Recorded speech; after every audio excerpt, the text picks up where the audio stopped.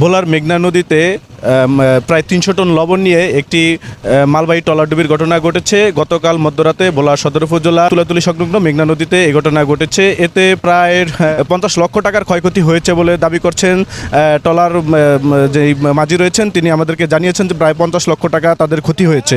আমার পিছনেই যে ট্রলারটি দেখতে পাচ্ছেন, এটি ঠিক গতকাল সকালে চট্টগ্রামের কক্সবাজারের কুতুবদিয়া ঘাট থেকে প্রায় ৩০০ টন লবণ নিয়ে ট্রলারটি খুলনার উদ্দেশ্যে ছেড়ে আসছিলেন। গতকাল মধ্যরাতে প্রায় 2:10 দিকে যখন ট্রলারটি ভোলার মেঘনা নদী তুলাতুলি সংলগ্ন মেঘনা নদীতে আসে, ঠিক তখন ঘন কুয়াশার কারণে ট্রলারটি আর সামনের দিকে না এগোতে পেরে ঠিক ঘটনাস্থলেই ট্রলারটি নোঙর করেছিলেন। এরপর পিছন থেকে একটি মালবাহী কার্গো জাহাজ ট্রলারটিকে ধাক্কা দেয়।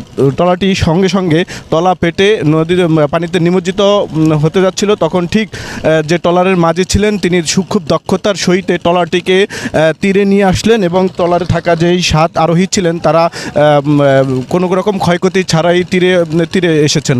আমরা দেখছি